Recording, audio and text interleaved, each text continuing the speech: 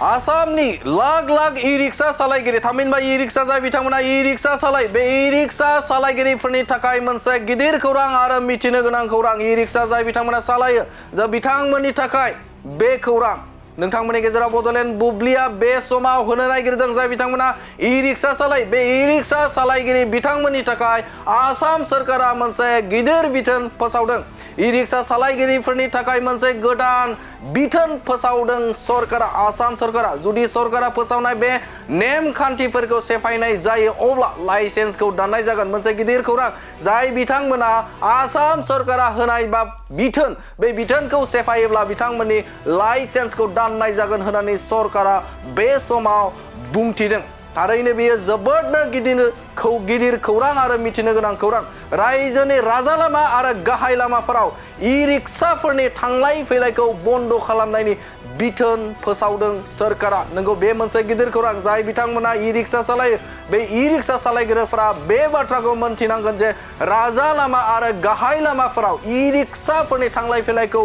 बन्द खालामनाय जादों आसाम सरकारा बे थारैनो मिथिनो गोनां खौरां मोनाबिलिनि 8 रिंगानिफ्राय फुंनि 8 रिंगासिम ई-रिक्शाफोरखौ सालायनो होनाय जानाय नङा नंगौ बे समाव मोनसे गिदिर खौरां मोनाबिलिनि 8 रिंगानिफ्राय फुंनि 8 रिंगासिम थामहिनबा फुंबिलिनि 8 रिंगासिम ई-रिक्शा सालायगिरिफोरा राजा लामा आरो गाहाय लामायाव बिथांमोना ई-रिक्शा सालायनो मोननाय नङा जोबोदनो बेयो गिदिर खौरां साफ्रोमबो ई-रिक्शा सालायगिरिफोरा ई-रिक्शायाव नुनाय ग्लास आरो इन्डिकेटरखौ बाहायथारनांगोन जाय बिथांमोना ई-रिक्शा सालायो बिथांमोना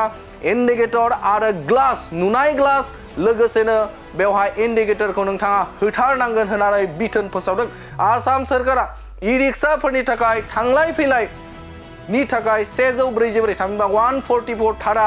जाबसिननानै होबावबाय बेजों लोगोसेनो 144 धारा आसाम सरकारा बे समाव होबावदों आसाम सरकारनि हान्था मेला बिफाना करिमगन्ज जिल्लायाव बे बिथोनखौ फोसावदों नंगौ बे समाव आसाम सरकारनि हान्था मेला बिफाना बे समाव करिमगन्ज जिल्लायाव बे बिथोनखौ फोसावदों जुदि सरकारा फोसावनाय बे आयेनखौ सेफायोब्ला गोख्रों राहा लानाय जागोन होननानै फोसावबावनायखौबो मिथिनो मोननाय जादों सरकारनि बे आयेनखौ थारैनो ई-रिक्शा सालायगिरिफोरा सेफायोब्ला बिथांनि licence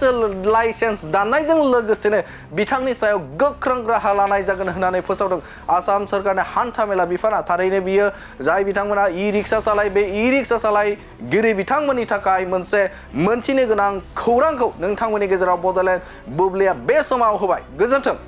Good news for everyone. For the academic year 2024-2025, admissions to playgroup, nursery, LKG and UKG are underway at Vidyavili Kids School in Habubari, Kokrajhar. This Vidyavili Kids School has many facilities for students like smart class and daycare.